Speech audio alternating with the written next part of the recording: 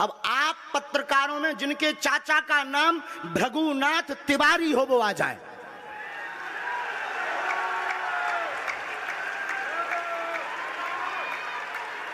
آپ کے چاچا کا نام بھرگوناتھ تیواری ہے؟ جی میرے چاچا کا نام بھرگوناتھ تیواری ہے اور وہ بھوپال میں رہتے ہیں، ابھی متھرا میں ہیں.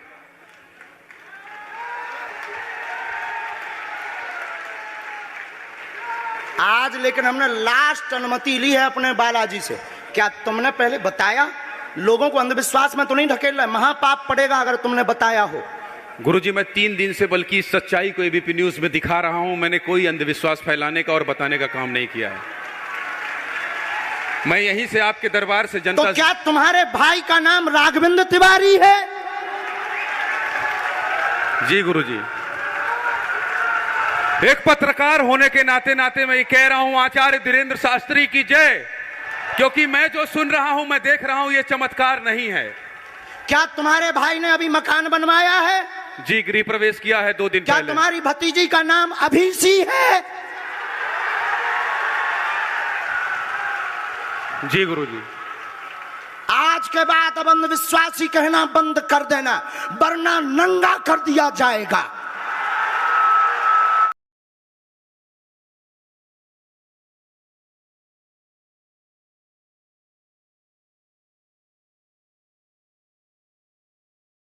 یہ میرے بھائی نے سوال کیا ہے کہ اگر کسی عامل پیر وغیرہ کے پاس جائیں تو وہ ہمارے تمام حالات بتا دیتا ہے جبکہ وہ ہمیں جانتا اور پہچانتا بھی نہیں ہے، اور وہ غیب کا علم بتا دیتا ہے، ہمارا نام بتا دیتا ہے، گھر کے حالات بتا دیتا ہے. اس کی حقیقت واضح فرمائیں. الحمدللہ ماشاءاللہ بہت پیارا سوال ہے میرا بھائی. کیا اب یہ جو بندہ ہے جو آپ جاتے ہیں کسی کے پاس، وہ دیکھتے ہی سارے حالات بتا دیتا ہے، آپ کا نام یہ ہے، آپ یہ ہیں، آپ کے گھر میں یہ ہے، وہ 100% صحیح بتا رہا ہے. اب یہ کیا ہے؟ یہ نبی صلی اللہ علیہ وسلم کے دور میں ایک لانتی تھا، اس کا نام تھا صاف ابن سیاد.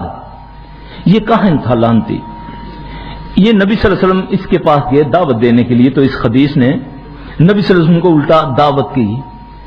نبی علیہ السلام صلی اللہ علیہ وسلم فرمایا تو جانتا کیا ہے؟ اس نے کہا کہ میں تو تیرے دل کی بات جانتا ہوں. اللہ کے نبی صلی اللہ علیہ وسلم نے سورہ دخان کی آیات کی تلاوت کی دل میں. اس نے اور تو نہ کچھ اچک سکا تو یہ کہہ دیا کہ تو نے یہ ضرور کہا ہے، دکھ کا لفظ ضرور کہا ہے. اس کے جواب میں پیارے نبی صلی اللہ علیہ وسلم فرمایا تو دنیا کا سب سے بڑا ذلیل ہے. کیا کہا؟ تو ہم کہتے ہیں یہ سب سے بڑا پہنچا ہوا ہے. اب یہ کیا ہے اس ذلیل کے پاس؟ یہ گندا ہے، گندا جو تجھے دیکھتا ہے تیرا سارا معاملہ. جو اللہ کے نبی صلی اللہ علیہ وسلم فرمایا ہر انسان کے ساتھ ایک شیطان اللہ پیدا کرتا ہے جو اس کا قرین ہوتا ہے. جب آدمی کے ساتھ ایک شیطان پیدا ہوتا ہے تو وہ اس کے تمام حالات کو جانتا ہے، اس کے پیدا ہونے سے لے کر اس کے مرنے تک. اس کو موت آ جاتی ہے لیکن اس کے شیطان کو موت نہیں آتی، وہ اس کی قبر پہ رہ جاتا ہے، جس کو ہم ذات بولتے ہیں. اب وہ ساری حقیقت جانتا ہے. اس لعنتی کے پاس گندے علوم، گندے عمل کر کر کے اس نے خود ایک ایسا عمل سیکھا ہوا ہے جس سے وہ آپ کے شیطان سے گفتگو کرتا ہے. جیسے ہی آپ سامنے آ کر بیٹھتے ہیں، وہ آپ نے دیکھا ہوگا عموماً وہ آنکھیں بند کر لیتے ہیں. تو کہنے والے کہتے ہیں کہ جی سرکار نہ چھیڑے ہوئے، اس ٹائم مدینے نماز پڑھن گئے ہوئے. حالانکہ وہ اس وقت تمہارے شیاطین سے، تمہارے حالات سے آگاہی کر رہے ہیں. پھر وہ بتاتا ہے ہاں بھی تیرا نام اسلم ہے، آج گھر میں دال کھا کر آئے ہو، تیرے اوپر جادو ہوا ہے، جاؤ جا کر دیکھو تمہارے وہ فلاں کمرہ ہے، اس کے اندر اس جگہ بیڈ پڑا ہوا ہے، اس کے نیچے جو اینٹ ہے، اینٹ کے نیچے ایک کاغذ ملے گا، وہ تعویذ ہے. یہ اس کو کیسے پتا؟ یہ غیب نہیں ہے. ہم غیب کی ڈیفینیشن ہی نہیں سمجھتے. غیب کیا ہے؟ غیب اسباب کے بغیر کسی چیز کا علم رکھنا، یہ صرف اللہ ہے. نبی صلی اللہ علیہ وسلم کو وحی بتاتی ہے تو آپ جانتے ہیں. غیب یہ نہیں ہے. یہ تو اس کے پاس جیسے ایک اللہ تو قرآن میں فرماتا ہے کہ ماں کے پیٹ میں کیا ہے میرے علاوہ کوئی نہیں جانتا، لیکن ڈاکٹر الٹرا ساؤنڈ کرتا ہے وہ بتا دیتا ہے. اس کے پاس اسباب ہے. اب میں چھری مار کے گھوڑی کے پیٹ سے بچہ نکال کے دکھا دوں جی یہ بچہ لڑکا ہے یا لڑکی ہے، تو یہ تو کوئی کمال نہیں ہے. یا مشین سے غیب تو یہ ہے کہ اسباب کے بغیر بتایا جائے، وہ سوائے رب کے کوئی نہیں جانتا. اب اس کے پاس جن ہے، جن انسان کے اندر جا سکتا ہے. پیارے نبی صلی اللہ علیہ وسلم نے فرمایا یہ تمہارے اندر اس طرح دوڑتا ہے جیسے خون گردش کرتا ہے. یہ اللہ کے نبی نے بتایا. ہم رد کر دیتے ہیں بغیر دلیل کے کسی چیز کو. اللہ کفر کو بھی رد نہیں کرتا بغیر دلیل کے، وہ بھی مکھی کی مثال دیتا ہے.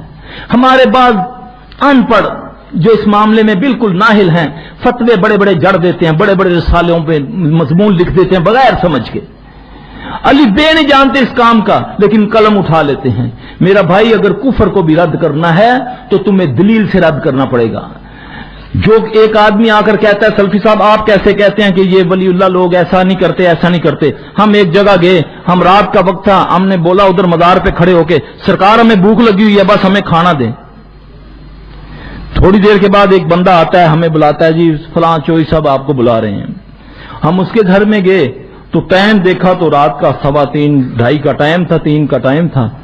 تو انہوں نے بولا جی اب آپ کو کھانا کہاں سے دیں، چلیں سرکار سے گزارش کرتے ہیں شاید بھیج دیں. اب اس نے چادر بچھائی اور غیر اللہ کا نام لیتا ہے تو جب چادر اٹھائی تو نیچے گرم گرم کھانے آ گئے. آپ کیسے کہتے ہیں یہ کرامتیں نہیں ہیں؟ دیکھو میرے بھائی یہ وہ لوگ بات کر رہے ہیں جو باشعور ہیں زمانے کے، اچھے لوگ جو سمجھے جاتے ہیں باعقل. جادوگر ہے خبیث، اس نے جنوں کے ذریعے تیرے سامنے کھانا رکھ دیا. یہ تو دیکھ کے نبی صلی اللہ علیہ وسلم تو بھوک میں پتھر باندھے اپنے پیٹ پر، تو یہ خبیث نعرہ لگا کر غیر اللہ کا اور تیرے سامنے کھانے پیش کر دے. یہ ضرور جادو ہے، یہ کوئی حقیقت نہیں ہے. اس سے وہ آدمی قائل ہو جاتا ہے. اب جب یہ مجھے بتا رہا ہے نام سارا کچھ، نبی صلی اللہ علیہ وسلم کے پاس یہودی آتے ہیں دھوکے سے آپ صلی اللہ علیہ وسلم کے ساتھ ہی لے جا کر ان کو قتل کر دیتے ہیں. آپ کو تو ان کے بارے میں یہ نہیں پتا چلتا کہ یہ مسلمان ہیں یا یہودی ہیں، اور یہ تمہیں دیکھتے ہوئے تمہارا سب کچھ بتا دیتا ہے اور یہ تم اس کو اللہ کا ولی مانتا ہے.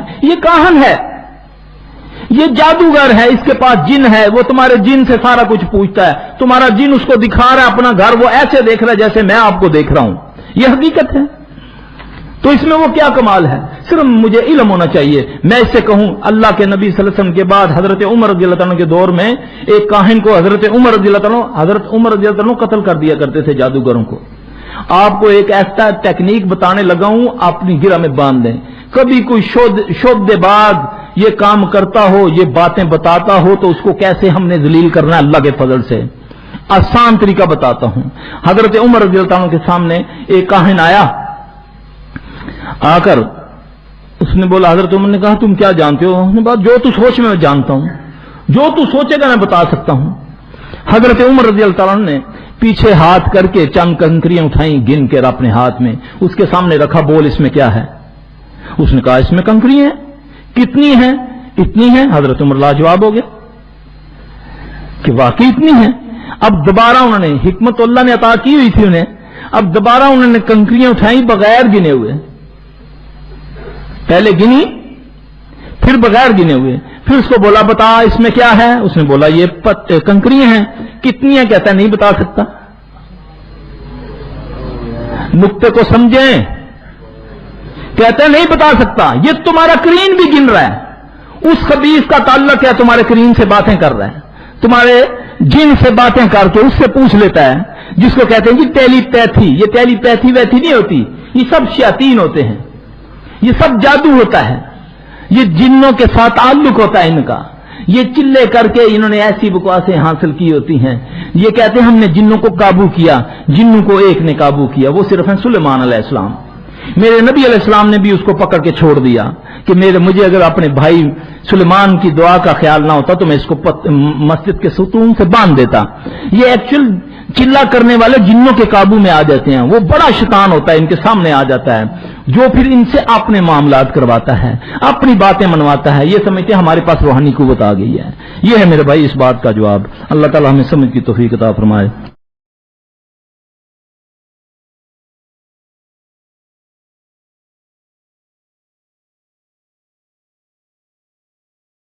Sorry, I just wanted to say, because like my family, it's a thing to do this. So my leaf was found and they read it. So things in it like, because science student try to think logically, rational, whether it's possible. Because sometimes when some things they say, for example, this is your mother's name, they got it correct. This is your father's name, they got it correct. And I think it's in Sanskrit, so it's like you have to believe entirely what the guy is saying, because you can't check it yourself, whether it's right or wrong. I think I was 16 when I read it, so they said the age where you read it was 16. There's still like maybe out of 10 things, 8 things you got correct. And it's like sometimes I try to think, how do they do this? And it seems a lot of people also come. So it's like this logic and the fate, it's like there's a fight there. Which should I believe? I'll just come to it, sister. Let me complete my answer, and that will cover your question also. As I was saying, that most of the people that do is a big fast. It's a big gimmick, just to make fast money. What Qur'an says, which I mentioned in my talk, Surah Ma'idah chapter 5 verse number 90, Ya alladhina amanu, O you believe in namal khamru or maisuru, most certainly intoxicating and gambling. Wal ansabu wal azlamu, dedication of stones, divination of arrows, rishtum min amali shaitan. These are Satan's handiwork. Fashtanibu lakum tuflihun. Abstain from the handiwork that you may prosper. Here Quran says alcohol, gambling, fortune telling, and dedication of stone. Fortune telling is same. These are Satan's handiwork. Abstain from it that you may prosper. Quran does not say that no one can predict the future. See, many Muslims don't realize what the Quran says. Alcohol, gambling, fortune telling, dedication of stones. These are Satan's handiwork. Abstain from it. Quran does not say no one can predict the future. But most of the people who predict the future, they are just doing a gimmick to make fast money out of it. Based on the Quran and the Hadith, we come to know that there are Hadith of the Prophet Muhammad, that there are jinns who listen and they pass on the message to certain people. We as Muslims should not be involved in it. It is prohibited. But that does not mean no one can predict the future. Most of the people who claim are all wrong. But there may be certain human beings who can predict the future. But we as human beings should not indulge in it, whether it's right or wrong. It will be bad for us. So based on this, the Quran says you should not indulge in it. Quran does not say you cannot. There are many people who talk about palm reading. And there are times when some people are 50% correct, some people are 70% correct. If you put heads or tails, 50% will be right, sister. Heads or tails, 50% will be right. So some people do it just by chance. There may be few, maybe a very small percentage who may have the art of knowing about the past. That is mentioned in the Hadith of Prophet ﷺ. But we as Muslims should not indulge in it. We should not indulge in black magic. We should not indulge in fortune telling. Why? It will cause us harm. So in this context, sister, we as Muslims are not allowed. There may be a very small percentage which may tell quite a major portion of your past or of your future. A very small portion. But we as Muslims are not allowed to indulge in it. That's a commandment, like how we are not allowed to have alcohol, we aren't allowed to gamble. So indulging in it is not good, it is prohibited. The same thing I will tell you, that as a human being, if you agree that Quran is the word of God, the Quran does not allow a human being to indulge in it. It will be nothing but loss in the long run for you. Hope that answers the question. Now, now once I've already seen it, I rather would have not seen it. But because now you know it and then it's stuck here, it's a bit difficult sometimes when you want to just believe in fate or free will. And then in this context, do you believe that we can still practice free will or is on fate? Sister asked a question that if you know what is happening, then can you practice free will? As I told you, there's no one you can say who can 100% talk about the future. So even if you're, like you said, out of 10 things, 8 are coming correct. You may never know the thing which hasn't come correct yet will come correct or not. So you yourself said 80% correct. So it may come, may not. So it's in the free will.